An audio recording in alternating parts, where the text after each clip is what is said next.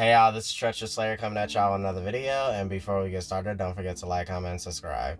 Now tonight, y'all, we getting up into Dexter's Original Sin episode 4, Fender Bender. Now the episode starts off with this lovely couple just, living their best life, skating down the beach, and they happen to come across a horrific sight, which I already knew was quite foreboding to come, was Jimmy unfortunately didn't make it from the abductor and was found dangling from a bridge. And it was just so hard to watch as they tore him down, and Miami PD, tries to figure out what the hell happened to Jimmy.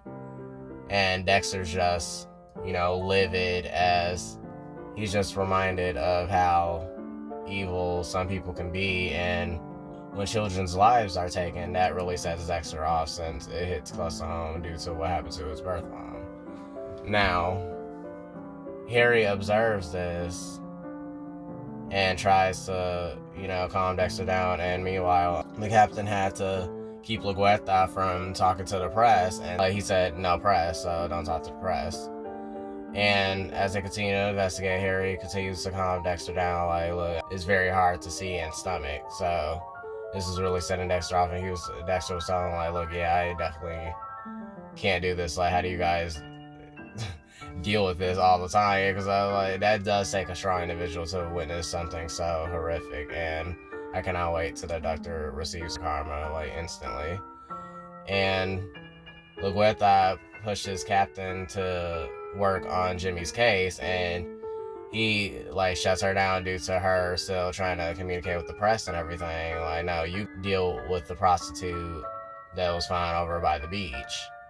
And she's like, really? But he was like, what happened? Didn't you say no human left behind and justice for all?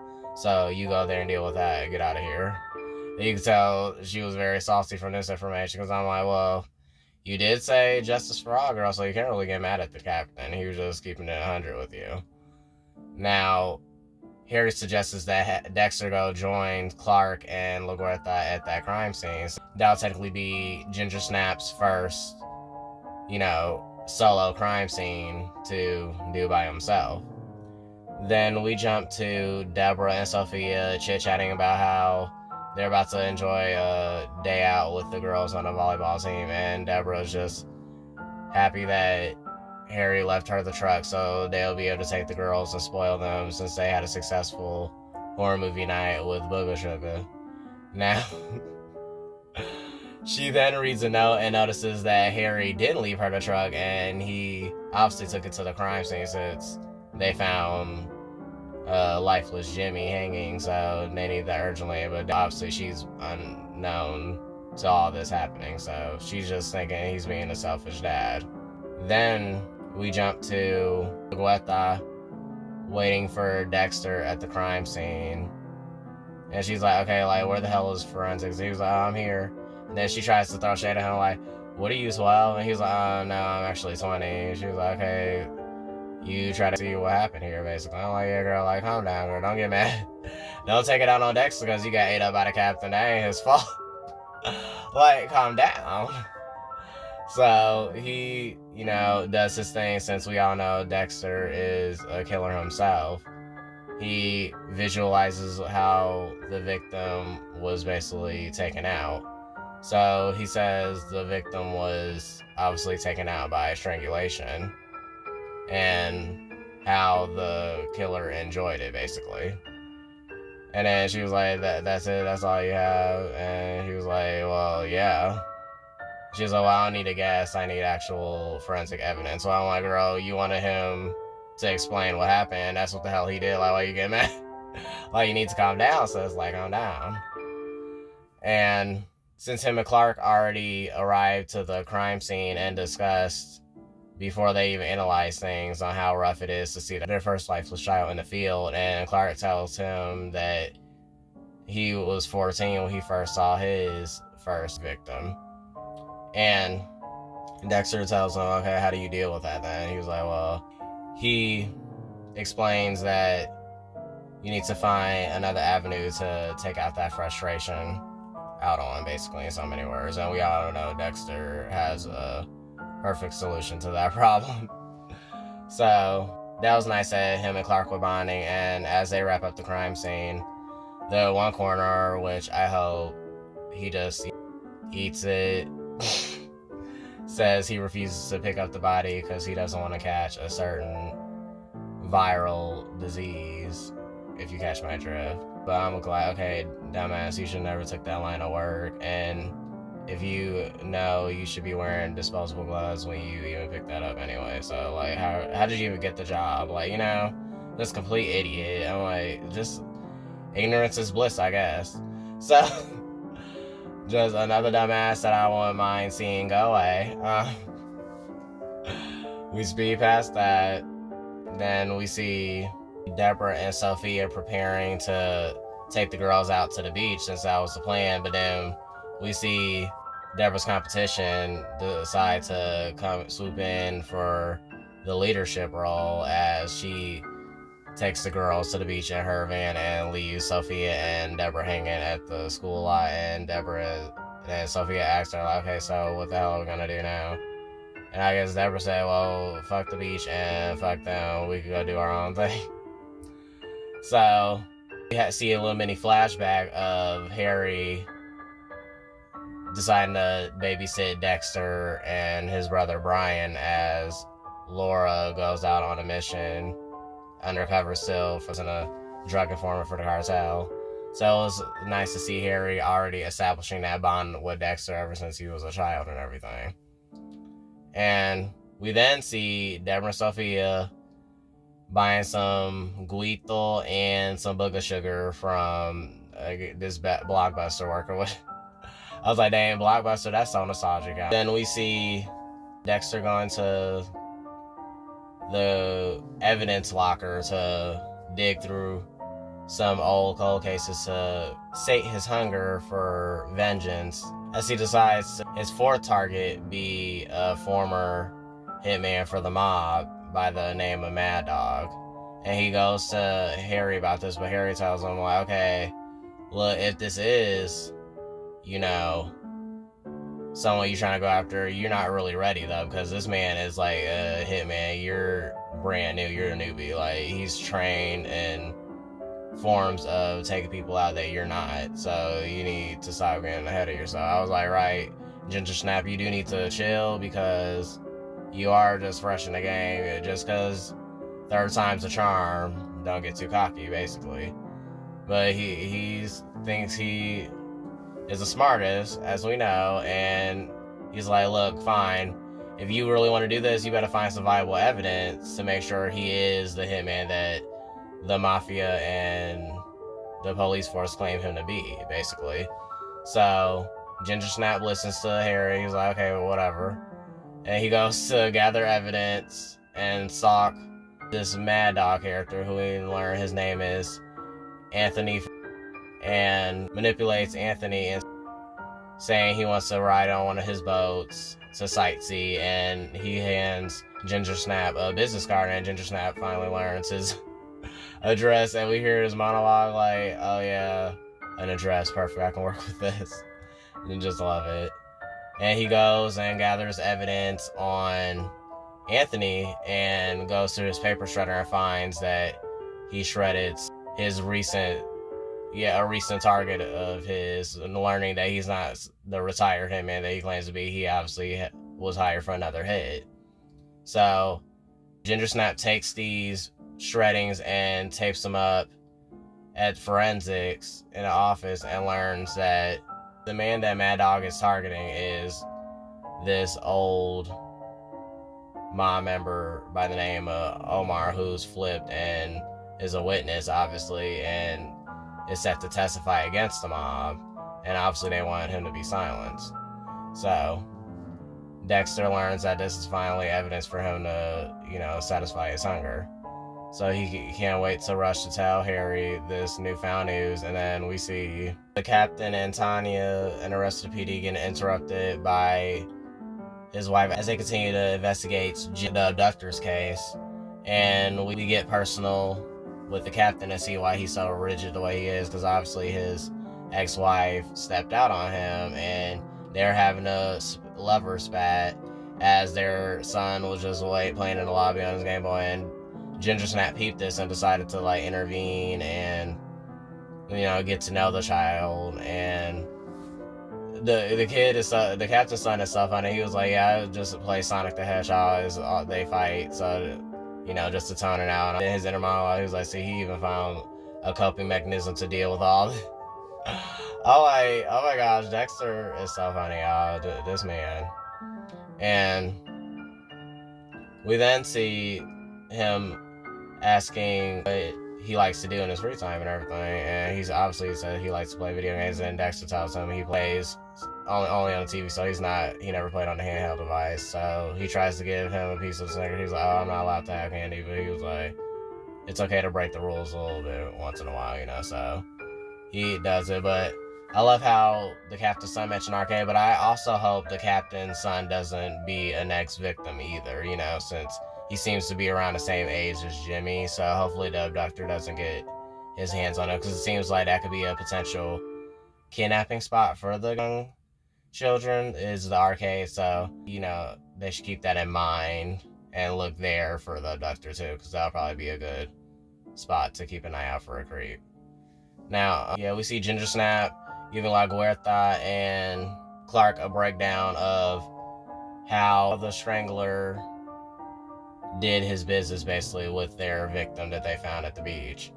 He demonstrates how the victim was already presumed dead before they dropped and had their skull impacted basically, and due to the blood splatter, the blood already stopped pumping. Since if the blood was still pumping, the blood would have splattered further basically, so the splatter matters basically, as Tanya would put it.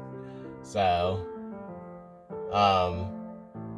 LaGuerta seems to accept the fact that, so this killer basically enjoyed taking a life slowly basically, and Dexter was like, yeah, it was very intimate. She was like, intimate, that's an interesting way to put it. And basically say, him being taken out due to his sexuality and him being abandoned and kicked out by his parents and everything. So yeah, then that was just messed up. Hopefully they find both killers, Jimmy's killers and this victim's killers. So Tanya asks Dexter, are those her melons that he used for the demonstration? And then Masuka cracks a joke like, yeah, you know, you can't touch Tanya's melons or something. And Tanya just side-eyes him. Masuka just has no filter, and it's just so funny. I love him. That man's crazy.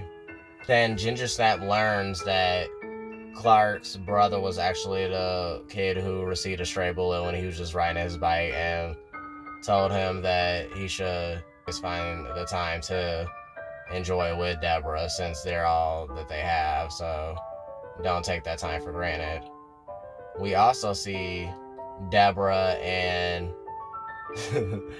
Sophia having a night out at the club, and Sophia gets hits on by, gonna give him the time of day if he only get her one drink basically. So they go to the bar, and then Deborah decides to sneak into somebody's VIP section and pop some champagne basically, and it works. So obviously Deborah, she definitely is a party animal. Yeah, I'm glad for her to be a detective's daughter. She is off the chain, y'all, like insane. And as she's chilling there for a while, this other guy comes and talks to her and tries to shoot his shot basically, like, oh, you're bold for doing that, you know, that guy, this is that boxer's over there section. And she was like, I can take him. He was like, really? I would take a hit for you, but my parents already insured my teeth basically. I'm like, oh yeah, the guy was sense of humor, so they should get it right off. They should hit it off, which they're doing. So they chit chat or whatever, and then he says, oh, you want to, like, hang out later? Here's my card. He's like, you're accountant or something? And then he was basically, like, saying something like that. And then he, like, disappeared. I'm like, nice looking, but probably a little too good to be true. Obviously, I think there's something off with him. You never know. So, we speed past that. And then Gingersnap continues to, you know, gather evidence and plan to attack Anthony, basically, attack Mad Dog.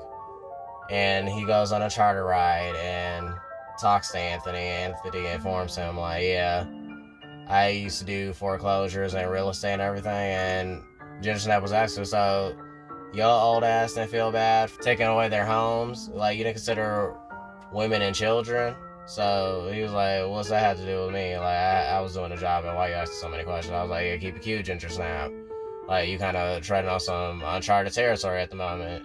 So he basically confirmed to Gingersnap that he's an ain't shit person and doesn't show any remorse for his past actions. So this furthers motivates Gingersnap to act. So we already see he decided to make Anthony his fourth. So this should be interesting.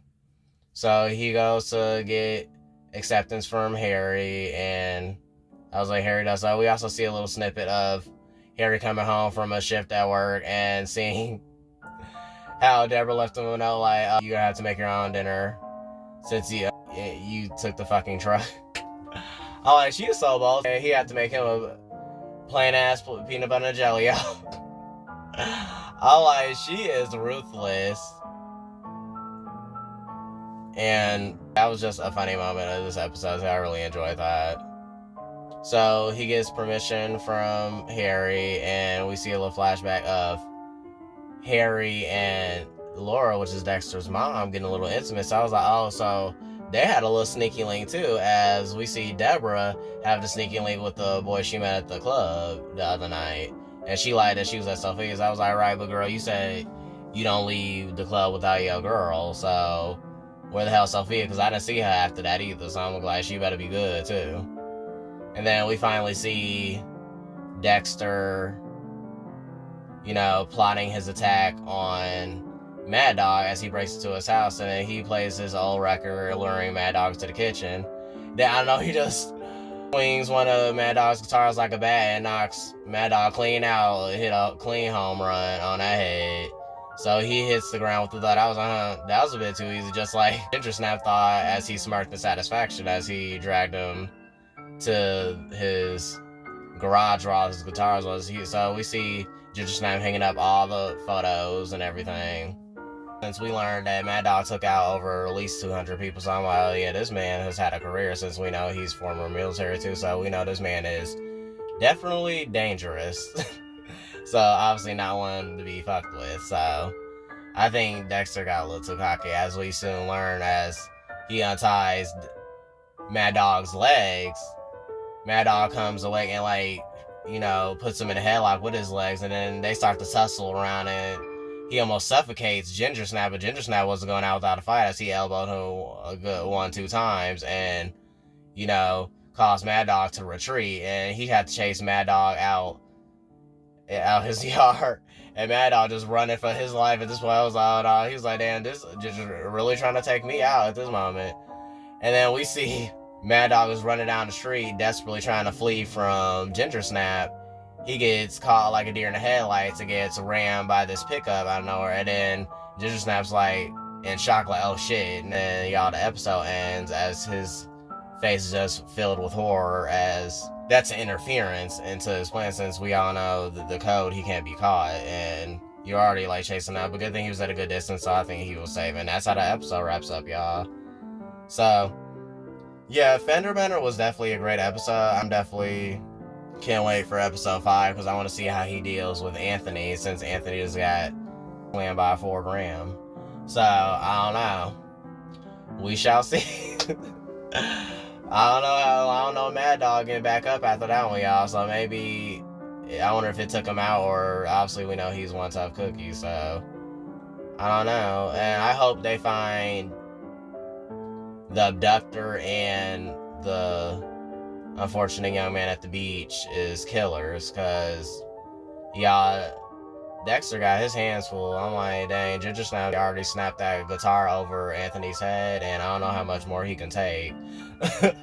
So yeah, and Deborah getting a little too comfortable with that guy as they taking sips and drinks and everything. And I'm like, girl, you just met him. You kind of moving a little too fast. And have you checked up on your friend? Because I'm like, if anything happened to Sophia, that's your ass, girl. So I don't know.